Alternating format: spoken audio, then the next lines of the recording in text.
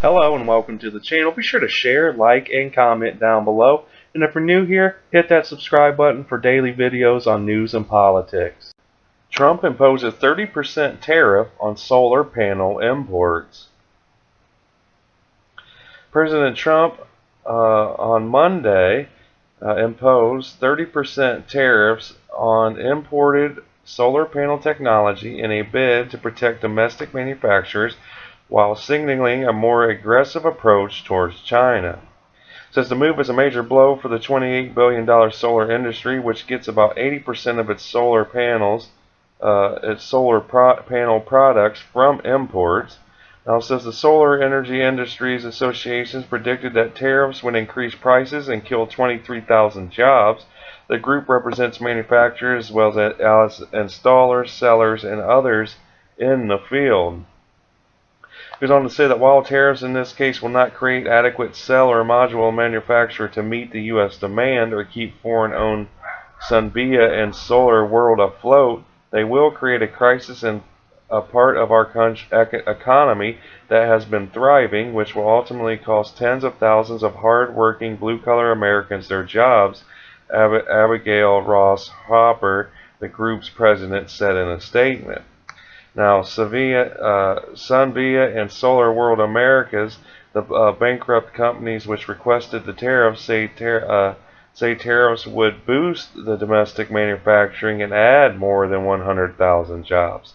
The tariffs unveiled Monday apply to all imported solar photovoltaic cells and modules, the main technology on panels that convert solar energy into electricity.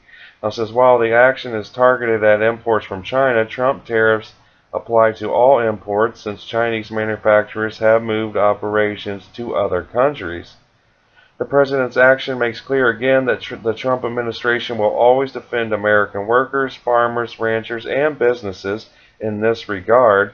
The U.S. Trade Representative Robert Lighthizer said in a statement Monday announcing the decision along with the decision to impose tariffs on imported washers. Solar World Americas, a unit of a German company, said in a statement that it was grateful for Trump's work, but it is still reviewing whether the tariffs are high enough. It had sought 50% tariffs. It says, "We are still reviewing these remedies and are hopeful that they will be enough to address the import surge and to rebuild solar manufacturing in the United States," Jurgen Stein, the company's CEO, said in a statement. He says, "We will work with the U.S. government to implement these remedies, including future negotiations, in the strongest way possible to benefit solar manufacturing and its thousands of American workers to ensure that the U.S. solar manufacturing is world-class competitive for the long term." Now, SunVia, meanwhile, cheered the tariffs. It says, over the last 5 years, nearly 30 American solar manufacturers collapsed. Today, the president is sending a message that American innovation and manufacturing will not be bullied out of existence without a fight, the company said. It says, "This is a step forward for this high-tech solar manufacturing industry we pioneered right here in America." The move is the first major tariff decision Trump has made unilaterally in office. Though his presidential campaign and his first year in office, Trump repeatedly promised to aggressively go after China and other nations that he feels conduct unfair trade practices and hurt domestic industries. The new tariff falls to 25% after a year, then 20% and 15% each year after, before phasing out entirely. Says the first 2.5 gigawatts of imports each year are exempt. Solar panels already are subject to significant tariffs when imported from China and Taiwan. Now, SunVia and Solar World Americas requested tariffs of 50% on imported panels last year, saying their operations were decimated by cheap imports.